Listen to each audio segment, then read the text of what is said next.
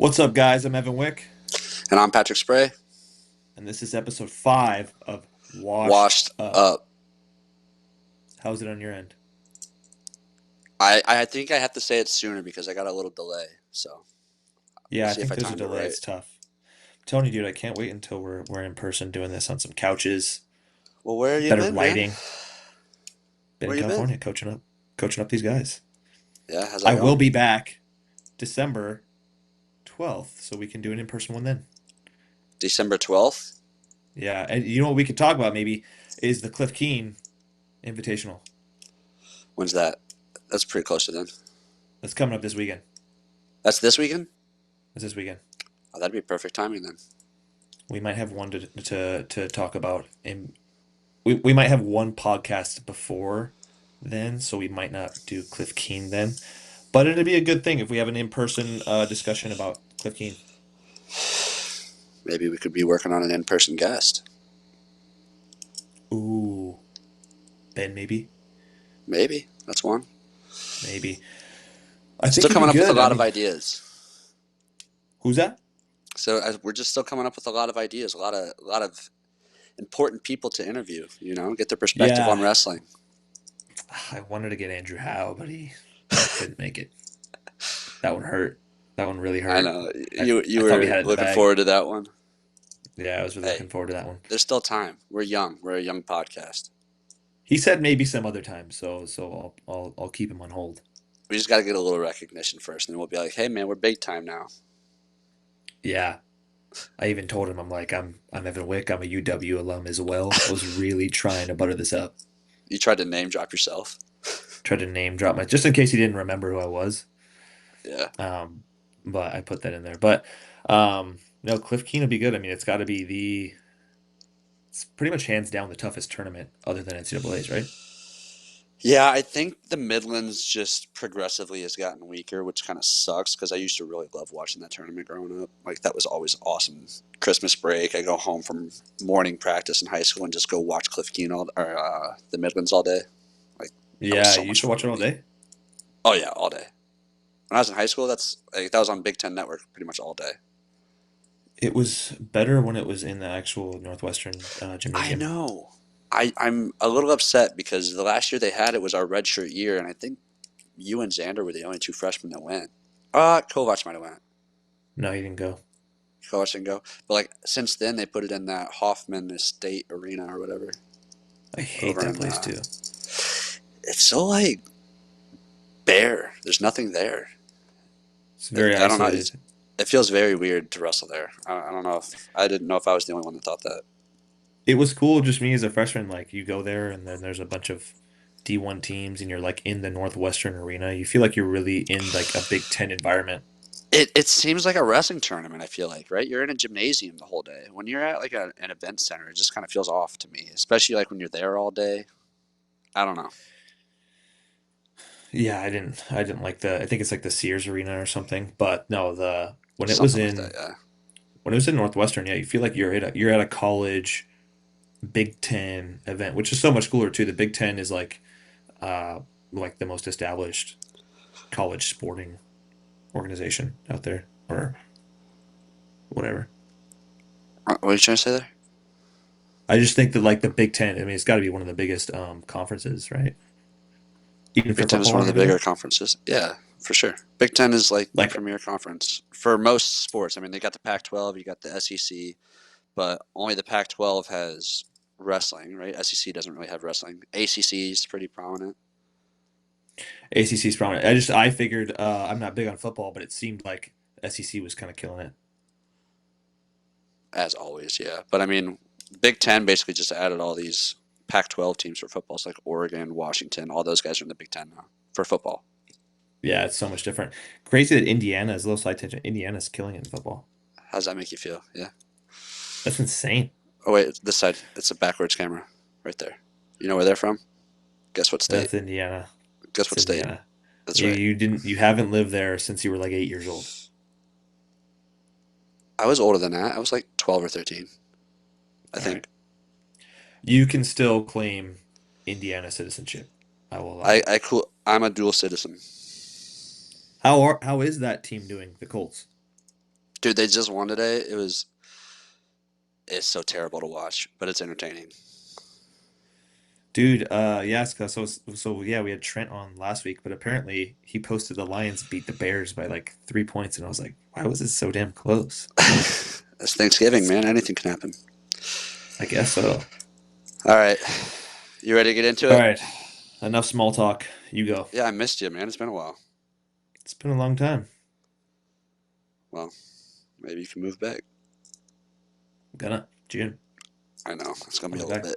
Um, so a lot of wrestling kind of happened this last week. Uh, Hmm. I know one of the big things me and you kind of had our eye on was Ruiz and Amin and kind of what that meant for Skulls. So Yeah, I mean, I think that was people sleep on Ruiz too. Ruiz had a really close match last year with Mesa he's from Brink early at the he's from tournament. California, right? Dude, he tortured everybody at the California State tournament his senior year. Really? I think he's a two-time state champion, and he didn't have an easy bracket either. He had Angelo Posada in the state finals, pinned him in like a minute. Okay. So Nico Ruiz is really good, but yeah, he beats Amin in overtime. Yep. Obviously, a huge win. Amin's a returning three-time All-American, Yep. so that means a lot. And we were talking. Scholes beats Ruiz. Granted, he was down, I think 6-2, reverses him to his back and pins him. Yep. But from what I was Uh, seeing, it really looked like Scholes was putting the pace on him. yeah, and I think that's something that's kind of his style, right? And it seems like it's kind of been Aiden's style too. Sorry, side tangent. Aiden, I've been watching him a little bit, right? I got to see him at this duel against you and I last week, which maybe we can talk about here in a little bit. But Hmm. especially with Aiden too, like these guys are getting taken down early and then coming on late because they just keep bringing the pace, right? And Hmm. I know there's like thoughts on this, but I think that's easier to kind of work with as a coach. Is like someone who's just going to go hard and kind of keep the pace up the whole time, whether they're winning or losing. It's much easier to kind of like help them become a more successful wrestler than a guy who's like reserved, like a mean, right? I feel like guys like Amin are a dime a dozen, right? Guys who can just keep it close, explode when they need to, and then go win a match, right? Will go on.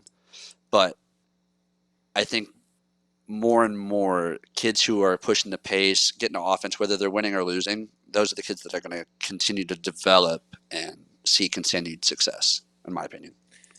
Yeah, I mean, it's just kind of unpredictable when you go into a match and you're coaching a guy who we got to get we got to get a takedown and we got to avoid getting scored on.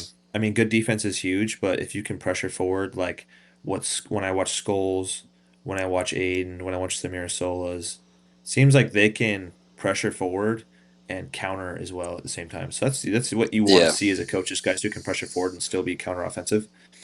right. But I don't know, like what would David Taylor? I wonder how David Taylor is coaching Cam Amin. You It know, I seems was like it would thinking be about that tough. because he's like kind of the complete opposite wrestler as what David Taylor is, right? I would say Complete Dean opposite. Hamidi is pretty similar. Cam Amin's the complete opposite. So like that's a weird kind of thing to think about as a coach. Like you have someone who emulates you, right, with Dean, and then someone who's like anti most of the way you wrestled with Amin. So like, how do you kind of work? And they're just one weight class apart. You know what I mean? Yeah, I I don't know. That see. that kind of like made me think the other day. I was thinking about that. I see him. I see Hamidi doing substantially better. He's only got 1 year, which is insane, right? He's only got 1 year at Oklahoma State left. Ooh, is that right? Yeah, I two-time think I think All-American. you're right. Yeah, Then he didn't place, and now he's got. This is his last year. It's crazy, man. dude. That was I fast. think he's a top three guy at 174 in my eyes. I wonder. He's certainly got better partners. He's in the Big 12 with Keegan, Yeah. so we'll Well, see so I that think match. Keegan, Haynes, and Hamidi. Right. Yeah, Obviously, those are about. there's other really good 74s out there, but I think those three are dynamic enough to stay up at the top.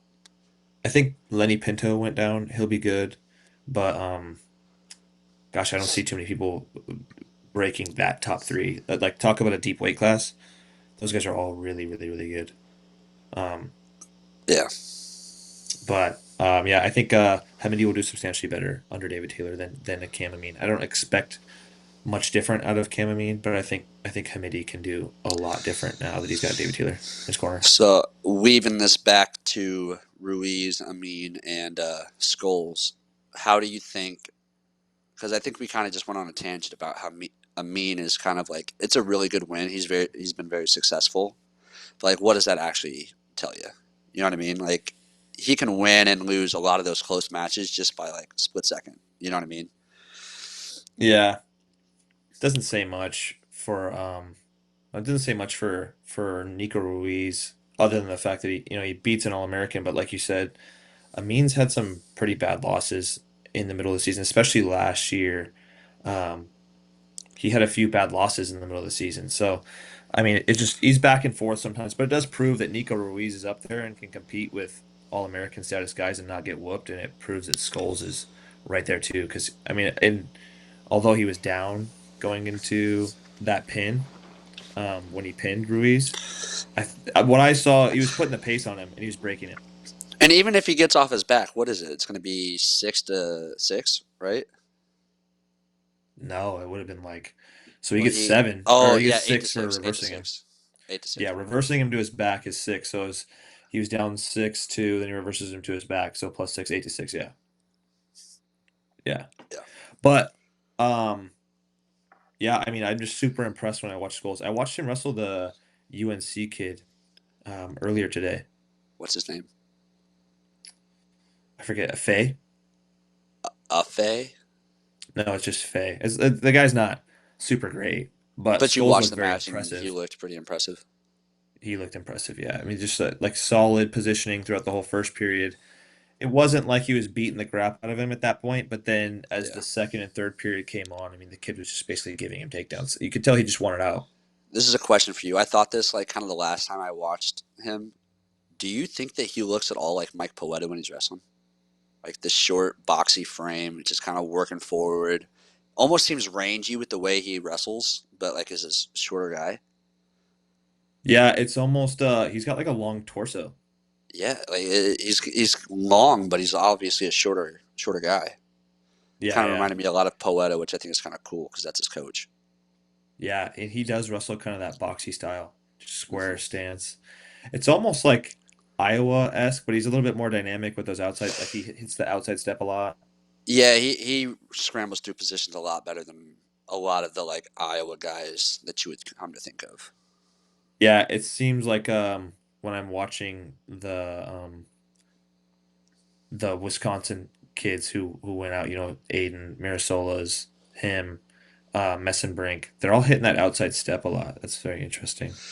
Yeah, what's funny is like at this summit we just had for the coaches, we talked a little bit about the outside step, and I don't know what's your take on it. Um, I really myself don't like the outside step. Yeah, I'm kind of in agreement. I'm not gonna lie. Like I know Keegan and a lot of these other guys are hitting it a lot, and it's been pretty successful. I feel like if you don't get your hips in enough and are like able to kind of cut that corner, it's super tough to wrestle from there because that guy's like turning all of his hip pressure into you right there. You know what I'm saying? Yeah, you need it's probably not the baseline shot that you want to shoot, No, but if you I have don't, a lot of pressure, like these guys that we're talking about, they get guys reaching a lot, so they kind of cut back for underneath sure. them with that outside I step. don't know if you saw Aiden's match with the Virginia Tech kid a little bit ago.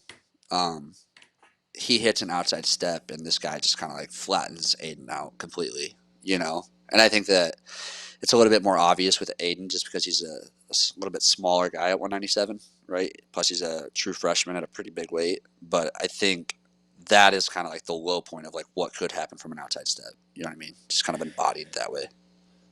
Yeah, you get kind of flattened out. Like if you're kind of getting matched with that pressure, it's hard to hit an outside step because that's when you get flattened. But if you get a guy Right. backing up on his heels, you can hit the outside step. For sure. Yeah. And I Um, think that's what Keegan does really well. yeah, Barr. Speaking of Aiden, Barr hit that outside step on Aiden a couple times at World Team Trials. I remember. Yes, he did. You're right. Yeah, so that was when I started to see like, okay, this is like the new meta, so to speak, of wrestling is the outside step, The new and then meta. the drag. But staying on Skulls at Illinois, I know for a while me and you have been talking like, why is why isn't it that we're seeing Illinois do as good as we thought they would? Because I love Coach Yeah, Poeta. They I got do too. Coach Ruth now, right? Ed Ruth. I think so. Yeah. Yeah, and Isaiah Martinez. I saw him in the corner. Like Uh huh. that's six NC no five NCAA titles because Martinez two timer, Ed Ruth's a three timer. Right. But that's five NCAA titles right there, and Poeta's awesome, I think. But last year it was kind of like, God, Illinois is really not looking good, and this year they're looking really, really, really good. Yeah, I agree. I think they've kind of this is kind of like they're coming onto the scene. I think they're definitely going to be a top 10 team at NCAA's this year. Definitely gonna be a top 10. I don't know. I think they will be. So Maybe that's a Skulls, I hot think take. in There we order go. for that to Hey, happen, throw that in a timestamp that. jar. Throw that in a jar, and at NCAA's we'll be pulling that out. I don't think that they'll be top 10. Okay, well, who do they have on their team? 49. I think Cannon So Webster could like push to be contending All American. he can be He's good. contending. He's really good. Okay, He just had a really right, I'm close gonna match with pull up Laughlin their McNeil. lineup. What'd you say? He could be he could be an All-American. He had an overtime match with Laughlin McNeil and kind of blew it. He was in a scoring position and somehow I think let Laughlin McNeil dive back underneath of him and got scored on. But it was like the match was all but won for Webster. Webster's a dog too. Oh, Um, dude. He's like ready to bang with anybody. I love watching him dude, wrestle. and as tough as he is, this goes to show how good PJ Duke is. That's a tangent. But PJ Duke kind of cooked Cannon Webster this summer, and Cannon Yeah. Webster's battling it out with All Americans. All right, That's hear sweet. me out here. Hear me out here. At heavyweight, I'll start backwards. Luke Luffman, Good, really good. really good. He beat Colton Schultz, right? Hmm. That's a possible All American, I think. Fair. Possible, unlikely. Blood round. How about that? Meet in the middle. Blood under, yeah, yeah. Blood Blood rounder. under, Okay. Zach Braunagel at 97. Like obviously he's not going to be a world beater, but I think he's a blood round type of guy. blood under. Yeah, I'll agree with you on that. Edmund Ruth, I think low end is like blood round. High end is probably like third, fourth, fifth, sixth. He's not been looking good this year. I know he's taken a couple He's losses he had a shouldn't have. couple losses for sure, but I think like that's what I mean. I think he's a type of kid who I feel like has been there. He's been in those tough matches. He's probably going to end up finding a way to get close to All American status. Close. Let's just say blood runners. So we got three blood runners right now. I mean, that's a lot of points right there. It's not enough A lot of points, points. A lot of but points. Braden Scholes, I think, is a qualifier, right? Yeah, he could He win. might He could win two. he yeah. I don't know if he's gonna burst onto the scene. I mean, he might, right? He's dangerous enough to. Dangerous. He's a dog too. I think Jason Krazer at 57. I think he's a qualifier, Admittedly, I right? don't know much about Crazer. I think he's had a pretty good season so far. But no, I think he's been a qualifier worthy. Ed Scott beat him 18-6. It's tough. Maybe not. Jude Swisher Um, beat him 15-2. But I mean, he did beat James Conaway. Maybe we need to see a little bit more from Krazer before we say they that. got a 49 But pounder. 49 is Webster. Oh, Webster, yeah, But 41. 33 is Lucas Bird, who just had a He's a big dog. win over Nasir Bailey, which you were wrong about. And I will say, I got in my notes. I must not be giving Lucas Bird enough credit. Dude, he's a dog. I haven't watched him much, and he's good on top, right? He's tough everywhere. Like it's Yeah. super tough to get to his legs. He's strong when he gets to a leg and finishing. He gets off the bottom super quick, right? And on top, he's just kind of a leech, right? He kind of plays that game where it's like I'm just gonna kind of ride for close to that minute mark, and then if I need to, I'll let you go. If I need to hold on, I will. And you know why I overlooked him? He was at 133 when it was probably the deepest weight class Yes, it's ever dude. I been. remember the battles between him and who was the Northwestern kid back then? Uh, another Cannon, Chris Cannon. Chris Cannon. Yes, like those Yeah. matches were awesome to watch. I thought that it was just two tough kids going at it. Yeah, and I guess I just overlooked him because he was an All-American at one point. But gosh, man, it's hard to look good when you're in the weight class with RBY, Dayton Fix. I mean, Who was Monsieur at Bailey was in 74? that way, but he beat Monsieur Bailey. Um, Dude, I missed a weight kid. class was Dan Braunagel at DeSanto. 74. Oh yeah, Dan Brown. He's all right. At 74, he's going to win a couple matches at NCAAs, I bet. I don't think he qualified the last time he went for he wrestled, I bet he but he does. could win. He could win. That's a good I team. think Illinois is a dark horse team. I mean, Dark you horse got team. They'll do very well. I'll be surprised. People will be pleasantly surprised with how they finish at Big Tens this year. But top 10 team, I'd bet money they're not. that's why it's a hot take. All right. Hot take. But I We'll mean, circle back so to I it. think we can kind of work this into like Big Tens. We can kind of start off at 165. I mean, like we said, we both think that Skulls is a qualifier, and we said we kind of think that Illinois is probably going to get at least 7, 8 qualifiers, right? At I would least, assume. yeah. Yeah. How many do you think Wisconsin gets? I looked this through I kind of looked 25. through it too. I We think could get one at 25 25. could. Yep. And then is it 33? I That's think tough. 33's got a Fusion? chance. Yep. Fusion, right? Yep. Those ones are two That's the best shots. strongest bets you got for Wisconsin, I think. Yeah. I still do like Condon. I think I Condon like can do it. Condon. I think the problem is he's still a young kid. You know, He's still a young kid. I wonder what Reader's doing with him because Reader, I think he has a similar training style and mindset to Reader. So I think that Condon bodes does. You well for say? him. Yeah, Condon. He's a hard worker. He's a hard-nosed kid. So I think that will help him. I think three, and then I thought Meckler would be looking a lot better because he had a really close match in the Ohio duel against a Uh returning huh. All-American, Keller, yeah. but he hasn't been looking that great.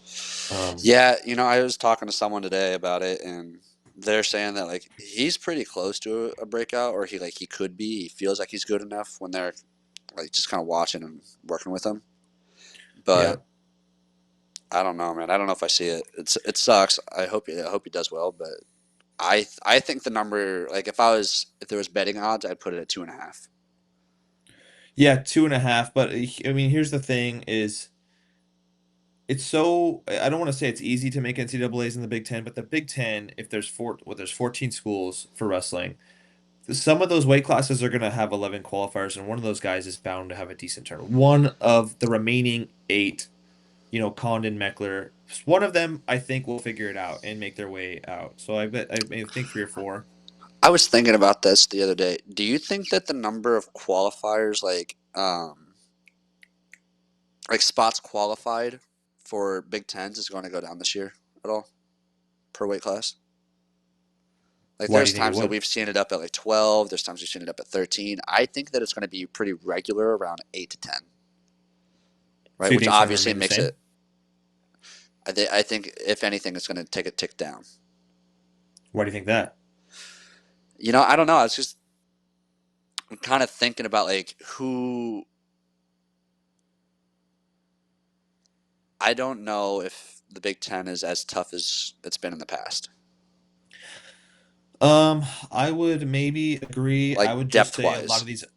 a lot of the other conferences are doing a lot better. Like the growth that I've I seen agree. Stanford and Yes. UNC have in the last few years. They got guys who can compete with Big Ten guys. When I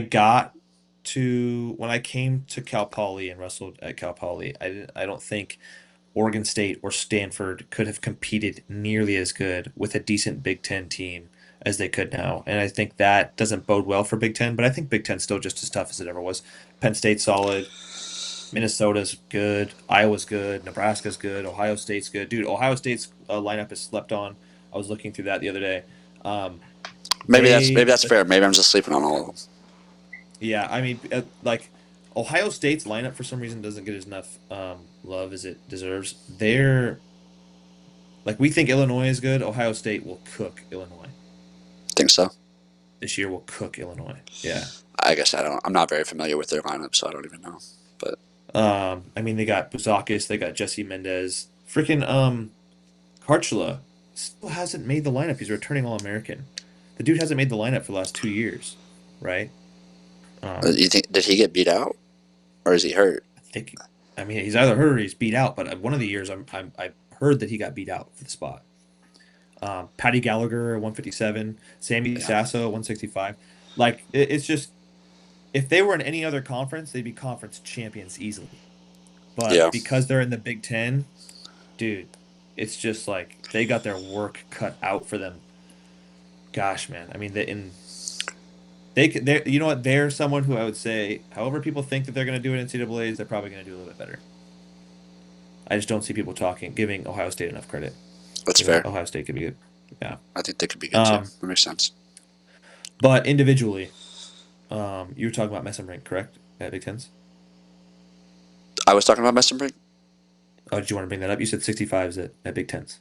Did you bring that Oh up? yeah, I kind of forgot the Messenbrink because that's 65. I was mainly talking about what's it, Skulls. But yeah, I Skulls. think Messenbrink is obviously. I think he probably beats Sasso at 65 in the finals. I would think Caliendo is probably the third guy there. Do you think Sasso poses any threat to Messenbrink? No, You don't think his sit the corner funk would be it worrisome could be for it could Messenbrink? be it could be problematic. But I kind of go back to like when Austin Gomez wrestled him. Like he got 3 takedowns in the third period of that one match that they wrestled. Kind of took him Yeah. down at will, right? I mean, and it seems from that match, if I extrapolate that out, that if he can kind of get that same pace put on Sasso, I don't see how he would stop any of his offense He's going to be come all third over period. Sasso's legs. Yeah, Sasso's going to have to let him all over his legs because I don't think Sasso's going to try to play the defense game. And Messenbrink's an AWA kid, so he knows funk. That bodes well. yeah. I mean, Um, he can wrestle through those positions. I feel like better than most. and he doesn't tend to give kids respect. Messenbrink um, doesn't. And I don't think that he'll do the same for Sasso. I think Sasso's funk scares a lot of guys. I don't think it'll scare Messenbrink. Yeah, no, I So I think think he could. he's just got the blinders on. He's like, I'm just gonna go get to this guy's legs and score points. Yeah, exactly. So I think yeah, Messenbrink takes 65 easily. What we were talking about this earlier. I could see Skulls sneaking into fourth place at Big Tens. Yeah, I think he's probably. I think he's definitely top 8. I would say fifth and sixth is probably where I see his max at right now. Really, I mean, I think he's better than Bubba Wilson. I think he's better than Max Mayfield. I don't know if he'll beat Bubba Wilson right now. To be honest, he might be more dynamic than him, but that doesn't mean he's going to beat him. I think Bubba Wilson's kind of got that like gamesmanship in the match where he just kind of like he finds a way. I'll put this down in my notes. Hey, Patrick, did you know I wrestled Bubba Wilson once in you college wrestled him at actually? the Nebraska duel. Nope, Iowa State actually. How'd you do? I beat him 1-0. Oh, nice. Yeah, that was What year was that? Your my fourth year. That was his first. Oh, nice. That's a good Yeah, win. didn't realize it at the time, but It's a good win. yeah. Um, but yeah, I mean, I think Bubba Wilson is number 4 right now at the Big Ten. I could see schools taking him out. I think Lillard from Indiana is pretty tough. Schools, I think, Um, beats him. you think so? Yeah, Okay, might be a sore subject, but I'll bring it up. You watched him wrestle. How do you think it went with him and Luca, I didn't think it your went well. brother? Luka didn't wrestle very well at all. Um, but the kid was tough. He's got a really good underhook. He's got a really mean underhook, and he figures out how to get there well. We pretty much prepped Luca for the entire day before on how not to get underhooked, and the kid still got to it. So I mean, he's solid, but he's not super dynamic, and I think Scholes is a little bit too positionally sound to be getting underhooked like that from that guy, and he's got more of a pace than Luca does. Uh Scholes, huh. um, and I think that pace will break Lillard. Yeah, I think like I'm excited to watch him. I think he's a kid who could, like you said, he could kind of burst onto the scene, take top 4 Big Tens, or I think he could kind of be that quiet guy in the back who just sneaks in with an eighth place and then maybe shows out at NCAA's. Yeah, But I think no, for sure. I mean, I'm excited to see the guy wrestle this I'm year. excited to watch him wrestle too. He was always fun to Yeah. watch him when he was in high school. You know, it will be another interesting weight class at Big Tens will be 97s. 97. We Yeah. got Buchanan at Iowa, and he is a three-time All-American, third twice, right? Hmm. I'm not sure how he did the other time, but he's good, and he did really well against Stemet. He looked very, very impressive in that match. But, and this is a big but, Barr looks really good I agree. I thought Barr looked at really Penn good State. too. I think, and it always seems like the Penn State guys peak at the right time. So like even if they're Hmm. having like kind of a up and down year, by the time they get to NCAA's, it's like they figured everything out. You know, They're ready to go. and I mean, and he's a guy who's had a ton of success, so obviously he's got the skill level to go and compete right away at NCAA's. You know what I mean? My suggestion, though, isn't that he's going to have a better peak at the end of the year. I think Josh Barr is good enough now to beat Buchanan. I I can't disagree with that. You know what I mean? I don't know.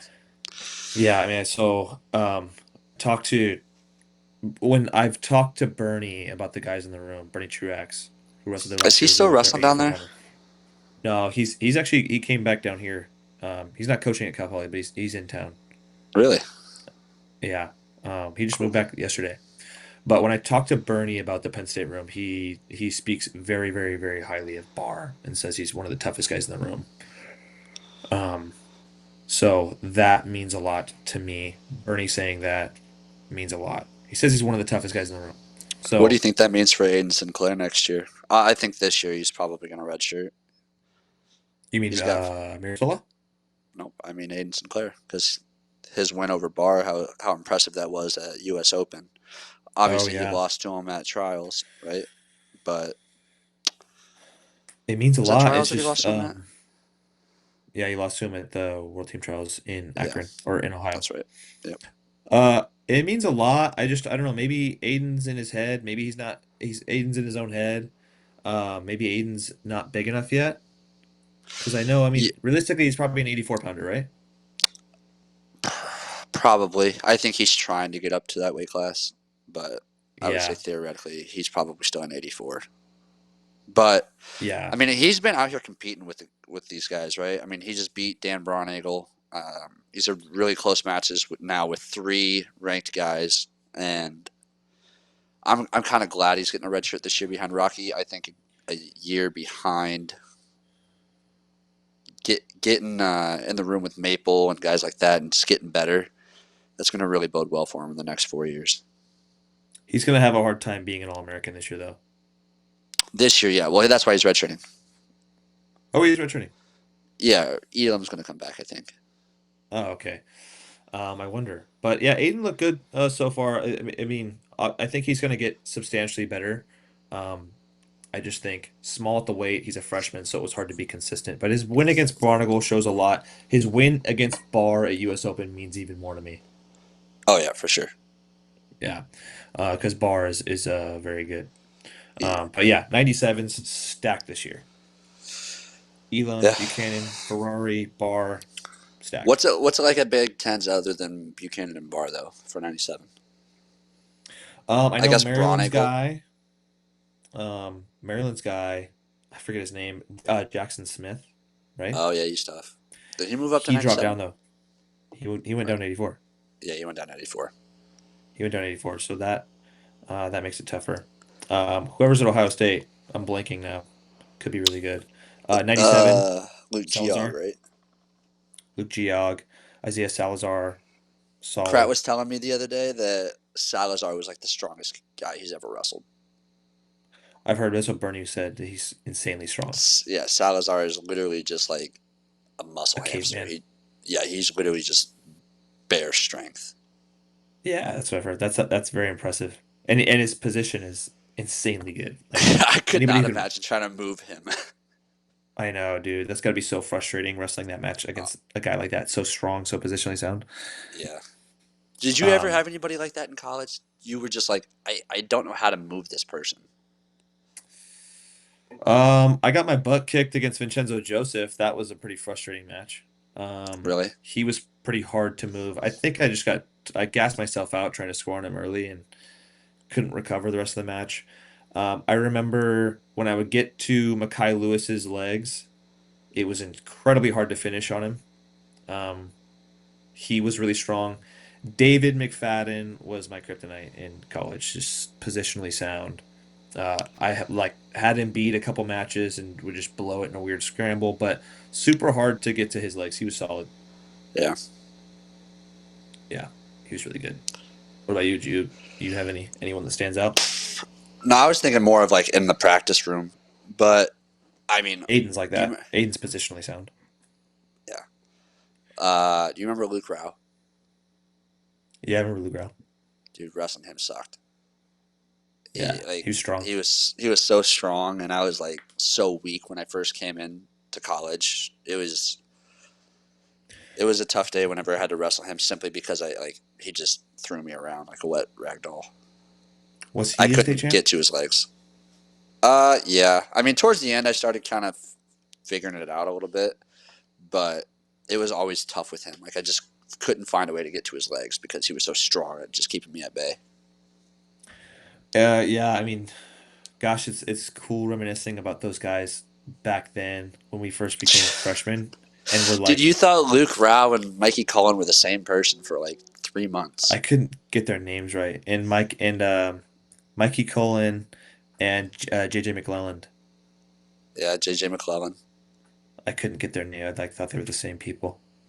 Um, but it's cool now to see how high school wrestling has developed because those guys were good wrestlers. But Oh the yeah, for guys that sure. are graduating now are insanely, sorry, better than that. Yeah, for sure. The level has definitely jumped. I feel like Yeah, the level of as a Wisconsin, whole, the as level a of whole. competition in Wisconsin is just as a whole Oh yeah. grown so much. And it's cool because it Why do seems you like think? Go ahead. I had a good question it though. seemed like there's always been a serious wrestling culture in Wisconsin,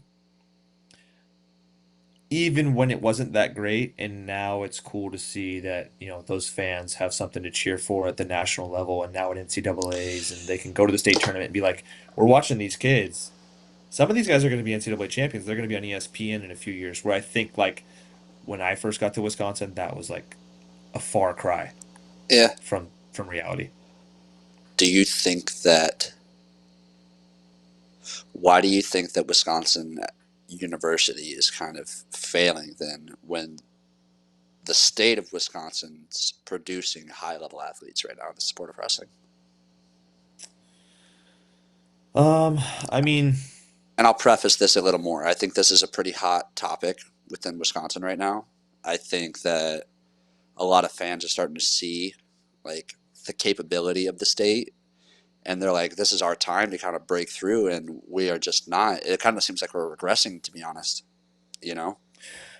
yeah, I mean, I think when Bono and Reeder first got to Wisconsin, there was a lot of glamour behind the university and, who Chris Bono was and who John Reeder was and what they can do with the program. And they did. They had a lot of momentum for a few years. The COVID year, we could have done really well. We had me, Seth Gross, Trent Hilger, Tristan Moran, Cole Martin was ranked top 10 at one point. We could have done really well. We could have been a top 10 team. But it just seems like since then, so many guys have left that high school kids are no longer enticed by the name of Wisconsin. I think because of what they see with guys leaving. You see me, Hamidi, Gomez, um, that Ndene guy now has left. It's like That's a weird I think situation. I think it just kind of like it kind of brings you back to reality. Like, okay, yeah, this school is cool, but there's just so much stuff going on around it that it's hard to jump on, the Bono wagon um anymore. Just because there's just so much like you would call it controversy around guys leaving. It's like, why is everyone leaving? I think that's a really But good question, and I don't know if enough people really ask that. Why aren't we retaining good guys right now? Or, I mean, In theory, why haven't we retained guys in his entire tenure? I think that's a fair question to ask. Yeah, for me at least, it was development. It was just there. I didn't have a lot of guys in the room who were challenging me, um, and I didn't feel like the emphasis with the coaching staff was developing guys. It felt like it was more get a really good recruit and hope that he just starts popping off, and that'll be good for you. I mean, they had that with Hamidi, they had that with Gomez, and I'm sure they developed them to a certain extent. They've got their own gripes, but I just didn't feel like I was developing anymore when I was at Wisconsin. Yeah. Would you say that you've seen any change in that since you've been gone? Like looking back at the roster, or do you think that that's Development? still, or do you think that that's still kind of where they're lacking?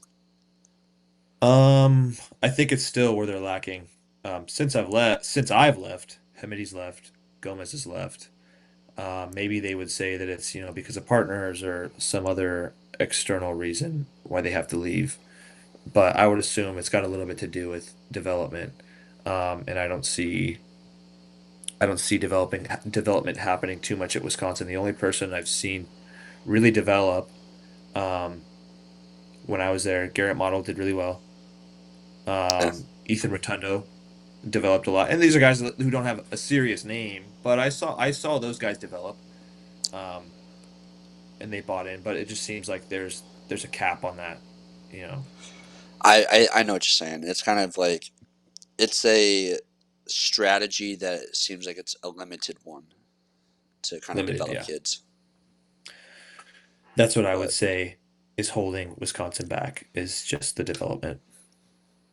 yeah, I mean, I wish them all the best. I hope they all do really well, right? We obviously want them to do well. It's just when things aren't going well, I feel like you got to start asking the tough questions, Like why?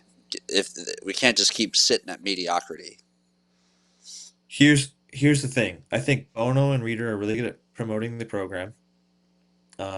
Whether you like it or not, I mean, they're active on social media, and I think it's a good thing. I think they're promoting the program, and they're good ambassadors for UW. Um, and they're really, really, really good at recruiting. But Do it's you think that hard that's still a for thing? it's If they it's were hard really now for them to execute because of all the stuff that's been going on. People have been leaving, and so it's Can I hard say to something? recruit. I mean, imagine if they got PJ Duke in the room. I would say Braxton Amos at one point was the equivalent of a PJ Duke in high school, right? Okay. Maybe not as technically sound, but he was pound for pound the That number one that guy. same level, I got you. That same level. Braxton didn't have anything to go off of other than what the 2 years before they got there. So Yes. it was easy for Braxton to be like to have trust in them and what they can do development wise, just because he didn't have much to go off of other than South Dakota State and the 2 years at Wisconsin. But it's hard for like a PJ Duke now. I'd be like, so many guys have left. Why would I go there? That's fair. I think that's fair, but I also think that like there's this whole thing with AWA and Bono, and like people think that AWA hates him and Bono hates AWA, and that like maybe part of the reason that like people are still defending him is that well, if Askren would just kind of send their kids there, like Madison and Wisconsin would be thriving, right? Right. I think the way I look at it is like kind of like you said, if I haven't seen a pattern of development, why would I want kids that we're working with going to a place where they won't continue to develop? Right? Would it be great if they're in state? Yes, right? I'd love to see kids coming into my room on the daily because they're just like, hey, I'm in town. But at the same time, is that what's best for them? Or is that what's best for the state because they think that they're owed these kids just because they grew up here? I think that's a silly way to look at it, to be honest. No, it's totally silly. Ben's had other kids go elsewhere and do plenty fine. Like Yeah. he's had kids go to Missouri. He's had kids go to UNI. I mean, of course, Penn State. He's had kids go to Illinois now and are doing pretty good. Like, I mean, Mulvaney was at Bucknell last year. yeah, and he was undefeated for like what, Yeah, 15 like he had a matches? really good year. Won the scuffle, right? Did he win the scuffle? I can't remember. I can't He was in remember. the finals at least. Yeah. But yeah, I mean, I don't think that by any stretch of the imagination, Ben has any um he needs to send guys to UW. I mean, that's not his job. It's Bono's job to prove that he can take those guys and develop them and help them accomplish their goals. And I agree. I don't think he's proven that, plain and simple. Yeah. I mean, yeah. I mean, I'm in agreement. I know that hopefully this doesn't like turn off people towards the podcast, but I just feel like we kind of need to have some real conversations around it. And I feel like a lot of people would just try to like hide behind, like, well, we just got to get behind it, right? Things will get better if we just believe hard enough. Yeah, I mean, dude, Wisconsin would be doing really good if Bono sent or if Ben sent Keegan, he sent Messenbrink, he sent Mirasolas, yada yada yada. But that's just not the reality. And and he's under no also obligation just to do that. and also like Ben could also suggest something. I could suggest something, and they don't have to take that suggestion, right? Yeah, I mean, there are AWA kids that are at Wisconsin right now, right? That yeah, continue to commit there because that's their choice. Like we're not actively pushing them away. yeah, You know, I think it's fair to tell people what your experiences have been and let them make the decisions for themselves. totally, And if absolutely. that's going to push kids away, then so be it. You know what I mean? Mhm. But I think But that's just kind of my thoughts on the whole thing. what'd you think of the Ryder duel? I mean, honestly, it's embarrassing. Really? It was an embarrassing feeling, I think, right? I mean, no offense to Ryder, but they obviously have some solid kids in their team. But I just the competitiveness of our team just did not seem like it was there. You know, Right. I mean, we're losing to Ohio, and now we're losing to Ryder, and it's just like this is obviously going the complete opposite way of what we want the program to kind of be moving towards. Yeah. I think you're right. It's the opposite of where the program wants to go. But Ryder in Ohio, I mean, I'd have to research Ohio's lineup a little bit more, which may say a lot anyway. But they had an All-American last year. Keller, yeah, Um, yeah, Keller. And I think they've got some good guys. So Ohio's not as terrible of a team as everyone's making it out. I think Ohio's got a good lineup this year, and I think Ryder has always been. They're New Jersey, right? They're gonna get some stud New Jersey kids, and that means a lot. But yeah, is it what we want for a Big Ten team? No. I mean, do you do you think think that that Illinois would lose to Ryder? no shot? That's what I mean. I think there's a team that's on the rise and there's a team that's on the fall. Plain and simple. I'd like to know. I mean, I'll be interested to see how their Big Ten schedule goes at Wisconsin. I just don't know if they can win a match. They're gonna I have don't know who they're Purdue. wrestling this year. Indiana's good. Indiana's good at their upper weights too, Yeah, Wisconsin's not. which is where we're weak. Indiana's pretty solid at their lower weights, and Indiana's been in history not been a great team. I think Indiana looks good this year. Yeah, Um, Angels doing good things over there. yeah, I'd like and to. Purdue is good too. Yeah, that's what I mean. Like these other teams that have always kind of been in the middle seem like they're at least competitive, right? There's this thought that maybe they could like they're getting there, right? Purdue, Yeah, Illinois. Uh, what's another good one that's kind of like that? I think Maryland. Maryland doesn't look bad. They have a Maryland's good good. team. Like they were a team that was bottom forever, and I feel like it's switching. Wisconsin's moving that way. We'll have a tough time beating Maryland, but I mean, again, it's just this is our down year. But also, I don't see it. I don't see it in the future getting much better. The, that's I think that's kind of like where the urgency of the conversation that needs to be had. You know what I'm saying? Like, okay, it's a bad year. We haven't seen a pattern of development, so like, what does that mean going forward? You know what I mean? A lot of Yeah, the highest recruits coming out of the state did not come to Wisconsin, right. right? So it's like, okay, are we going to see the development of these kids who did decide to come? In our opinion, the record hasn't shown that, right? Nope. And you're not getting the highest level of kids to be able to compete right away. So, like, what route do you have to be competitive? we don't have the money to buy kids. So No. like, something's got to happen for us to kind of continue to be competitive like these other schools. Yeah, man, something happened between last year and this year that was just so catastrophic. Losing Barnett, losing Hamidi is just like what was it? Trent was saying it was just 2 years ago. They had a 1 point match with Iowa, Yeah, and now we're down. I mean, if I'm the AD, maybe I could say, look, it's just a down year. But if you really see what's going on, I don't think that it, like you're saying, I don't think it looks like things are going to get much better. yeah, and guys, these are just our opinions, right? This doesn't reflect WI Wrestle or anything like that as a whole. This is just kind of me and Evan going back and forth. So if you don't like our opinions, don't go hating on anybody. That's us. Yeah, this is just I'm keeping it real. These are my opinions. This is what I see. This is what's going on. Um, I mean, you could be optimistic and say that things are going to get substantially better. It's just in my opinion, I don't see things getting substantially better in the Yeah, in the I near think the future. optimism is blind at that point. Yeah, exactly. But Um, but let's get on a brighter changing. topic. DeSanto goes Greco. What do you think about that? It's confusing. I'm not gonna lie. Very confusing. Yeah, I'm not sure why that would have happened. Do you feel like he's got a better chance to go and compete in Greco? I feel like U.S. as a whole has Yeah. just kind of been. I mean more in the world scene, like compared to the guys who Mm, we have competing in Greco right now. Maybe for compared him to the it's a guys we. personal. Maybe for him it's a personal bump, right? Maybe he kind of is a little bit more in the limelight now, competing at a higher level, or maybe further on in tournaments than he was in freestyle. But I don't think that he's going to be able to compete with guys overseas at least anytime soon. I think he's going to need a couple of years to kind of like get back into the groove of Greco.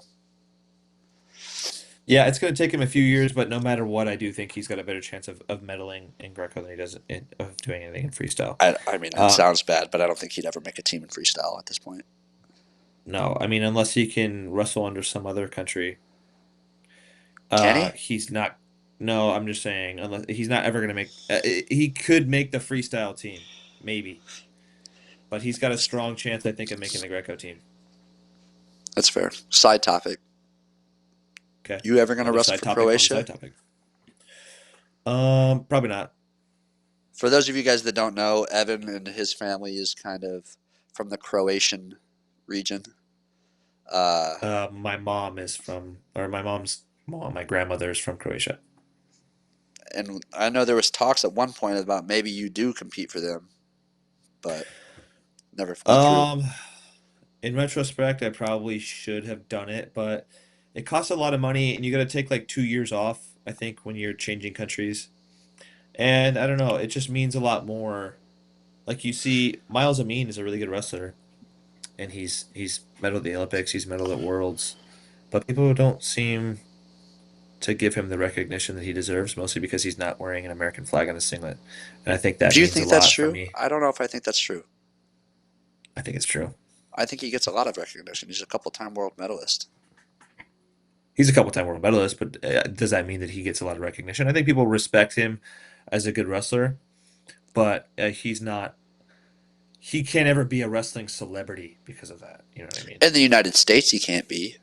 So Yeah. like he's not going to get covered by the USA wrestling media as much as like maybe other guys that are making the team. But I mean, if he's Yeah. beating them, then I think that that's worthy of recognition, right? I think Stefan Micic, I think he's pretty widely recognized, right? Yeah. I mean, he's wrestling for Serbia. Yeah. He was a world champ. But he doesn't get nearly the kind of coverage that those other 57 kg guys. I would say people definitely know and respect the name of Dayton Fix, Vito Arujau, Spencer Lee, Thomas Gilman substantially more than they respect the name of Stefan Micic. I guess it kind of comes down to this: would you rather go win a world medal or get recognition in your home country?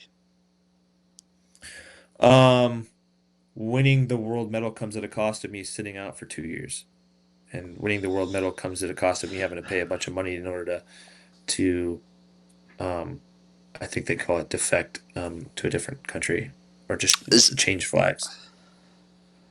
really? Yeah, I think it costs like 10 grand. Man, I gotta get looking into that because I feel like I know someone who's started wrestling for a different federation that hasn't had to go through any of that. Really? I think maybe it depends on the country too. I guess that could be true, Yeah, but probably depends on the country. I'll try to figure out. And I mean, it's not that big a deal actually at this point. You like what you're doing. I don't want to try to change what you're doing. Yeah. Um, but I was tuning on Yes. to I was watching Flow the other day and they were talking about the 2019-2020 Iowa team. Do you have And their things up like their team? when it was Spencer Lee, DeSanto, Pat Lugo, Caleb Young, Alex Marinelli, Michael Kemmerer, Who was the 49? uh, 49 Lugo, Lugo was 41, wasn't 41 he? Jaden Ironman. Ironman 41. That's right. Yeah. Jaden Ironman. Like, and then Cassiope and 97 was Warner. Yeah, that's a good team. Who was their Is 84 this again? that Marinelli was 84 I 65. think was it was Riggins that no, not Riggins, not Riggins. It was who was the kid that Clayton Whiting beat? He was when Clayton was in high school. Do you know what I'm talking about? Yes, it was the same kid that Tyler pinned. Yes, Assad? Abasad. Assad. Probably the weak link of the lineup. But Poor Abe. nonetheless, what a incredible lineup. That might be one of the best Iowa teams. I mean, I'm not in history. In history, Iowa's had some crazy good wrestling teams, but in the last, gosh, 15 years, that might In the be last little while. So, that do you might be one of disagree the with best Dresser's teams. topics? Sorry, I don't mean to cut you off. Do you disagree with Dresser then? Totally. I He agree. was so Dresser was suggesting that this year was the toughest Iowa team that they've ever wrestled. I think that was just kind of Not by a marketing. long shot. Yeah, that's just Yeah, marketing to try to see, like, hey, we were super close to the best Iowa team we've ever wrestled, guys. Like, we're right there. yeah, but not even close. I mean, they got some transfers. And what's his name got hurt? Ja'Cory Teamer didn't even Teamer got wrestle. hurt. Yeah. And Teamer's good. Teamer's good. Parko's good. Buchanan's good. Like a lot of their guys are really good. Yeah. But are they as good as that 2019 team? No shot. Not even close. And what Yeah. was cool about that too, that was all Iowa homegrown guys. I mean, not from Iowa, but I'm Uh, just saying they weren't transfers. Lugo was a transfer from Edinburgh. Edinburgh. Okay, so they got Lugo, not Yeah. Spencer Lee, Jaden not Ironman was a transfer from DeSanto was Missouri. just. I mean, They have Missouri three too. transfers 33, 41, 49. But how's this then? Not a Let's not reframe like our statement here. not a fifth year transfer. DeSanto transferred after his first year at Drexel. Yes. Ironman was a fifth year. Yeah, but Lugo they're not was, I homegrown think. kids. You could say, would we not say that DeSanto is an Iowa guy now? Like I I think wouldn't he's an call Iowa guy Parco. now. He's assimilated very well. Yes, but what I'm saying Not is homegrown. I wouldn't call Parco or Teamer an Iowa guy. I'd I agree. would I call mean, the DeSanto an first Iowa years guy. that, not the first year he went there. Maybe not the That's first year he also went like there. 6 years ago, Yeah, right? Like that's a long time ago. So obviously now he's an Iowa guy. Maybe in 6 years Parker would be an Iowa guy. I would say in about 2 years, DeSanto was an Iowa guy. By 2019-20, he was an Iowa Yeah, guy. I understand what you're saying, and I'm not going to disagree with that. I'm just saying like these guys aren't homegrown Iowa guys back then, just like they aren't And homegrown so, now. but now the best guys it seems are the transfers, the Buchanan, the Teamer, you know, the Parco, Caliendo. Caliendo. The best guys back then, Spencer Lee, Marinelli, Kemmerer, they were Iowa through and through. That's fair, but I mean, I was just going to play devil's advocate with you because I'm pretty good at it. Don't you think that Drake Ayala might be like considered one of their best guys, and he just takes second at NCAA's last year? Ben Keeter's a world medalist at heavyweight, both homegrown guys. Ben Keeter's nowhere near as good as a Kemmerer, Marinelli, Spencer Lee, um, To his or field, the other to his field, to the field that he has now. He's competing against in the NCAA right now. I would say that he's comparable. I think he's an All American. Keeter, Keeter, no, not to his Maybe field. not as high level as Kimmerer and those guys, but I mean, I definitely think that he is competitive. I was just kind of bringing up an example of a homegrown kid. Keeter will get torched by Gable, Kirkvliet, Hendrickson, yada yada yada. Um, That's fair. I don't. Marinelli, although he took seventh in NCAA's, was beating Vincenzo Joseph, was Yeah, beating me, was beating a lot of really good guys. you just name dropped yourself Um, twice in a podcast. yeah, You just and name dropped yourself twice. Spencer Lee was beating everybody, No, I of know. course. But nonetheless, I think that was by far the best one that they've had, and it was cool to see that there was a lot more Iowa development present there than there is now. Would that be more fair? More of their team was made up of homegrown guys back then. I agree. Okay, fair. I got my point Caleb across. Young. I liked watching Caleb Young wrestle a lot. Actually, he just freaking battled, bro. I remember him wrestling Bly's at Minnesota. I was Yes, on and he deck. like came back. Yeah, but one of the matches, Bly's threw him to his back, and I was on deck. And this was Yes, at Minnesota, in their arena, packed house, and I'm on deck. And I remember he throws Caleb Young. It was either Caleb Young or Deacon. I'm pretty sure it was Caleb Young though. Throws him and beats him, and it was definitely Caleb the Young. the crowd was going so insane I could not hear myself think. It was the loudest I've ever heard an arena be while I was wrestling, and I had my my headgear on, Yeah. and I couldn't even hear myself think. It was just rattling. That was What crazy. was going through your head right there? Like, I'm next, I or tried were to you shut it like, out, but I don't what? even know what was going through my head, dude. When I'm telling you, I couldn't hear myself think. I literally could not hear myself think. Everything was so loud. There's just so much screaming and so much yelling going on when he threw him to his back. It was last second in the match, and I'm like basically walking up to go talk to the Yeah, table, say, "Hey, that's crazy. I'm I'm the guy." Do you remember who you Um, wrestled that match? I think I wrestled Indiana kid. He was a California kid, Bakersfield guy, but I won. It's like 6-3 match, 7-3 match. I don't remember But who that was. yeah, but yeah.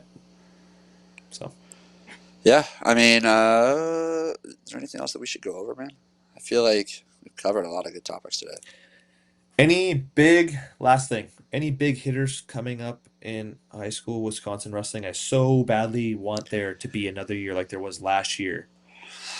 I I don't know if just there's going to be another year like there was last year. We definitely have some good kids coming out that I think could develop if they go to the right spot. Um, right. I think Danny Heiser's got a chance to be really good, right? I think Kellen Wolbert's pretty dang good. Um, Gilmore's always been good. He's a dog. yeah. I think Caleb Denny could be good. I hope things work out for him at Wisconsin, right? Um, Yeah. I think he could be pretty solid. I think Liam Crook's not bad. Going over to Virginia. Um, you know who's like a kind of a dark horse that's up and coming that I'm pretty high on? I think he's pretty dang good. Is Max Gonzalez. Max Um, Gonzalez. Max Gonzalez, like just watching him wrestle, dude. He's very who's a good comparison? He kind of reminds me of Mitchell, just like the way he moves in the stance, how he's always attacking. And I think he's still got some things to learn, but like he's willing to put himself in situations to like either win or lose. You know what I mean? Like he's not going to sit back and just try to hold on to a win. Like he's just going to continue to wrestle and wrestle and wrestle, wrestle. And I think he's getting so much experience, so much faster than all of the other kids that are around him, just simply because like he puts himself in those situations to learn. You know what I mean? Yeah. And he's been developing really well.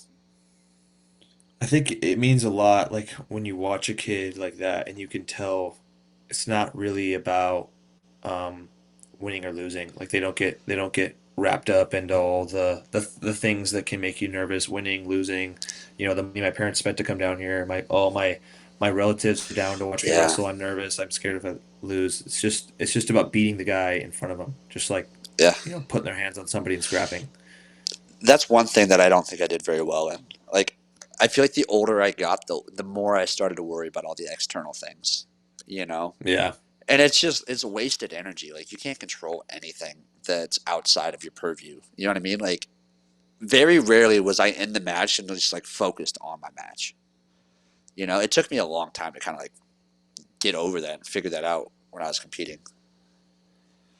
Definitely held Yeah, me I mean, back. it's like, and it's such a terrible feeling walking up on the mat, and that's the stuff that you're worrying about.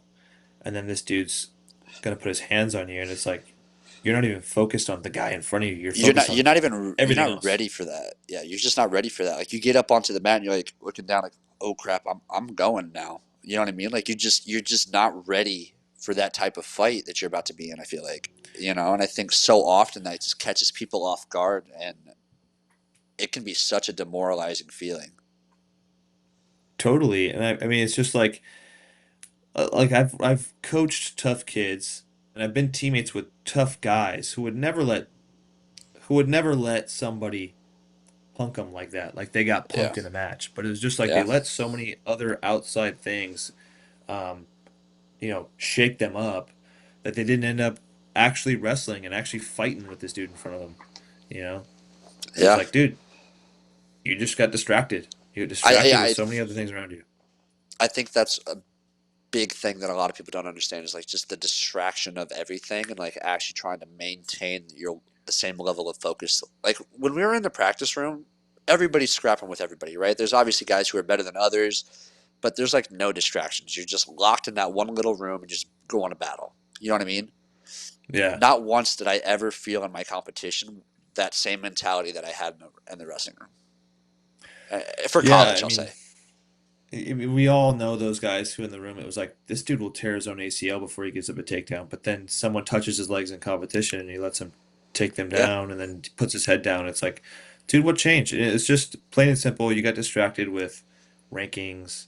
You got distracted with your record, whether or not you're going to make it to NCAA, yeah. Just so many what other people on the team things. thought of you. Yeah, it's just like just got completely Yeah. distracted, and didn't let yourself wrestle. But yeah, that affected me too. That's probably if I'm preparing someone for college, if they're like a senior in high school, ask me what it's going to be like, I would probably try to coach them how to avoid, being distracted. I'm gonna put you on the spot then. I feel like now you do a really good job of just like trying to maintain your focus with your training, with your eating habits, right? Your sleep, everything you do kind of seems on point now with your competition schedule. When you wrestle, do you feel like those external factors kind of enter your brain space, or do you feel like you do a pretty good job at keeping them at bay and just focusing on this task at hand? Because like life outside of here is good. You know, I'm set. I'm good. Win or lose this tournament. Yeah, I mean, I do a good job now of completely like getting rid of the distractions before I compete, and I'm doing things as well as I've ever done them when it comes to eating, when it comes to sleeping, when it comes to lifting, when it comes to training my wrestling. So I can trust in my training, but then there's also like the next thing that can come into your head now is I put all this work into it, and what Yeah. happens if I lose? Right. I sacrificed so much. I went to sleep every day at 9:30. I ate the healthy meals. I went and lifted for an hour and a half, 3 or 4 days a week, right? I, I was doing matches. I was on the Aerodyne bike after practice. Like, gosh, it all comes down now to this 6 minutes to see if it was all worth it or not. So you could still get distracted, but I think for me, like I said, you gotta focus on the guy in front of you. Like Yeah.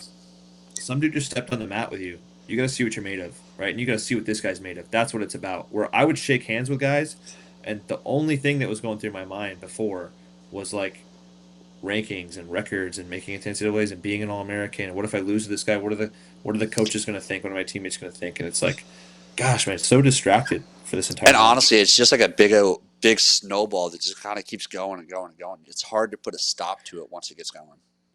Yeah, because then you shoot a shot and you don't score, and you're like, oh my God, I don't know, am I getting tired? And then you start Yeah. like you said, it starts snowballing. Oh, this guy's defense is too good. Oh, My go-to shots aren't working, yada yada yada. Where I It's such think a you just negative mentality, I feel like. And honestly, like, if we could impart wisdom, I feel like, from our perspective, as soon as you guys start feeling like that level of doubt, I guess, kind of creep in, or external factors where you're just not focused on, you're doing your skills, battling with the guy in front of you, and like the basics of wrestling, then I feel like that's when you got to start being like, hey, I'm having trouble keeping focus, right? And I feel like coaches can kind of help that by trying to lighten the mood, right? Kind of get your mind off of those external factors, boom, and then I can help get you locked back into the match, you know? yeah. I mean, I think coach can do a lot, but God, if you're the type of kid who's just gonna, panic about little things, it's hard Yeah, even for a coach to coach that. I mean, I think the job of the coach is not what you do right before the match; it's what you do the whole week of, the month before. Like put the kid through matches. Be like, all right, you yeah, got nervous that one. At least we didn't find out this Saturday. You know what I yeah, mean? We found out Monday. We found out you got nervous. Let's do another match tomorrow and see if you get a little bit less nervous. Think about this yeah. now before you get into that match, right? Maybe that'll help you. Hey, well, you're doing this a little bit. You're overexerting yourself in these positions. That's why you got tired. That's why you I can't wrestle know in the third period. I know this is one thing that me and you talk about a lot, but like just having that trust in your training, your level of preparation, your coaches, that's a big influence of like what you're thinking about going into tournaments. Huge, huge. Yeah, I mean, I just think you have to be able to trust in your training, and you got to do the hard things, and that's why yeah, having a coach is really good because he's gonna sit there and be like, "Hey, let's get on the bike after practice." Which like how many kids are volunteering to get on the bike? You need a coach right, who's gonna make you do the hard things so that right before your match, when you start questioning whether or not you deserve it, like I went on the bike, that was really tough. I was about to yeah, throw up after that bike workout. I think I'm in yeah, good enough shape. You know what I mean? right. Yeah, I can go and But battle if this you, guy. yeah, I mean, if you don't have a coach challenging you, it's really tough. I agree. But hmm Hot take of the good topic day. of discussion there. Yeah, hot take of the day. Illinois' top 10 team. What do you think? You got one? You got one Easily for the hot fans? take. Um, would it be a hot take to say anything about Josh Barr being an NCAA champ this year?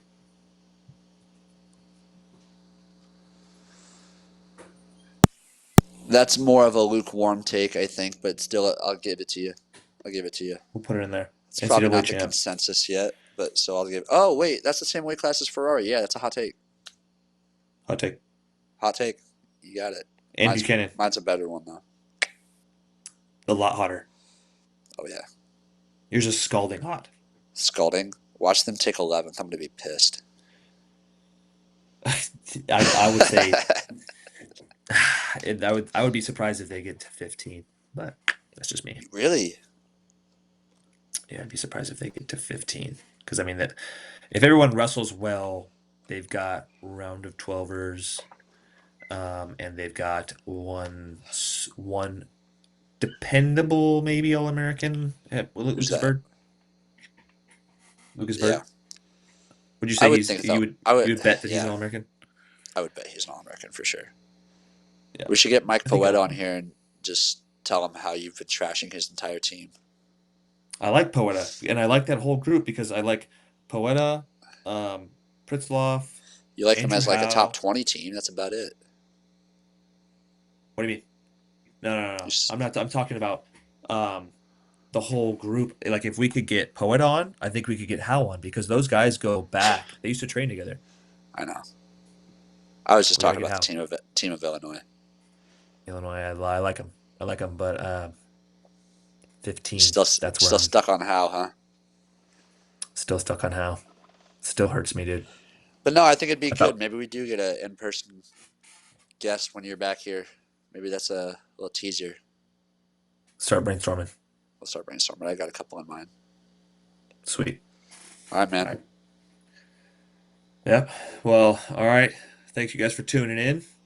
This is episode 5 of Washed Washed Up. up. For Not mine, that bad. was not in sync.